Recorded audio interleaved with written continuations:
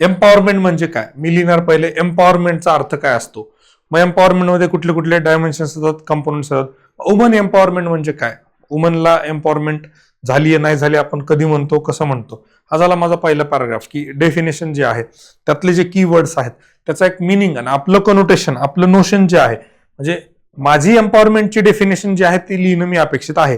निबंध आपण बघितलं होतं पहिल्या कालच्या सेशनमध्ये की पर्सनल वैयक्तिक मत तिथं फार महत्वाचं घडतं.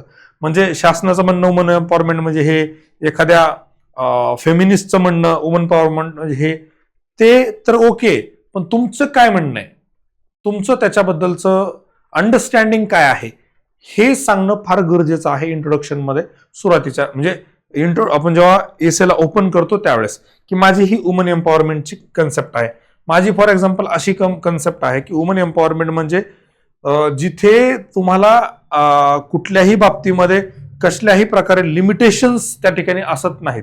म्हणजे एखादा पुरुष किंवा एखादा कुठल्या वेगळ्या लिंगाचा व्यक्ती, म्हणजे आता इथं आपण ट्रान्सजेंडर पण जर कन्सिडर केले तरी त्याला त्याच्या वैयक्तिक लाईफमध्ये डेव्हलपमेंटसाठी, पर्सनल डेव्हलपमेंटसाठी किंवा इतर बाबतीमध्ये लागणाऱ्या सगळ्या गोष्टी त्याला पाहिजे तेव्हा पाहिजे त्या प्रमाणामध्ये उपलब्ध होणं किंवा त्यानं त्या पद्धतीनं करता येणं त्याला आपण म्हणतो एम्पॉवरमेंट. म्हणजे माझी वैयक्तिक ही कनोटेशन झाली.